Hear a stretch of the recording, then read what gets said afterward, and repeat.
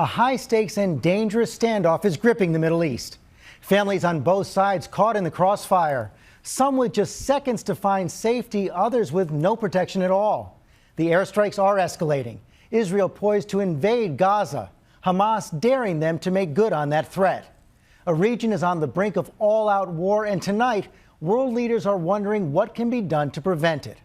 Our team has been out reporting from the field all day. ABC's Christian Amanpour is standing by in Jerusalem tonight, and we begin with ABC's Alex Marquardt in Gaza. Good evening, Alex. Good evening, George. As the death toll soared past 100 today, you could feel the anger growing.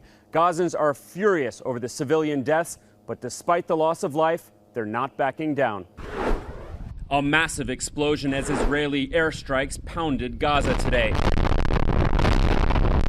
while militant rockets flew into Israel. And amidst it all, this.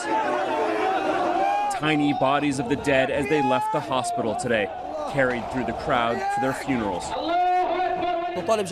We ask all the militant groups to respond to these massacres, this man said. We shouldn't talk about a ceasefire at all.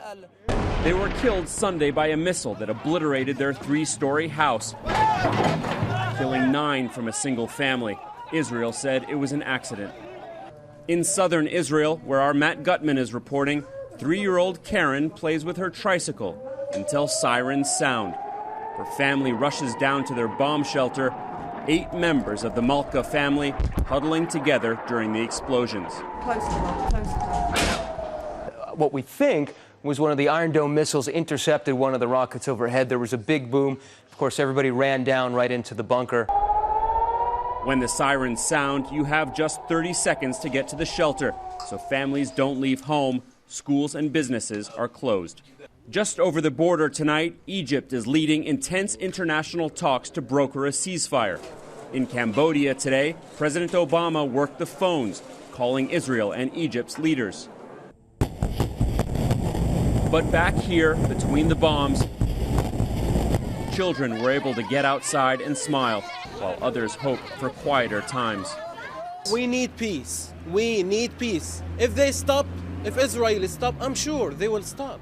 But of course, it's not that simple. Both sides say they want peace, but blame the other side for preventing it. So tonight, while many hope for a peace deal, the missiles keep flying.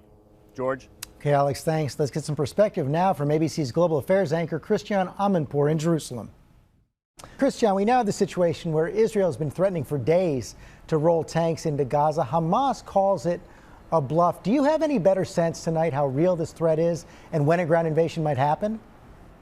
Well, the threat is real. In fact, one Israeli official told me today that perhaps we're going to have to make the sword clearer to energize the diplomacy. On the other hand, they want to make the diplomacy work, and they say they really are counting on that success. At this hour, the Israeli so-called Gang of 9 is meeting. That is the Prime Minister, along with his senior advisors and kitchen cabinet, to try to figure out how to respond to a proposal put forward by Egypt. So the effort is really underway to have a diplomatic solution. Whether it works or not, we're waiting to see. And how about the role of the United States in all this? President Obama has stood by Israel publicly, but he's also talked to the Egyptian president about ways to de-escalate the conflict. What specific ideas are on the table? All the American efforts are going through Egypt when it comes to Hamas. They are taking the lead. From what we understand, Egypt wants to have a ceasefire and then a bigger negotiation about lifting the siege of Gaza. Hamas wants that all to be part of one agreement, and Israel wants to see a stop of hostilities, no more rockets into Israel, and doesn't want to link that to a ceasefire. So those are the parameters. How they get close together to make a success of this is really what's underway right now. And a lot of activity right now. Christian Amanpour, thanks very much.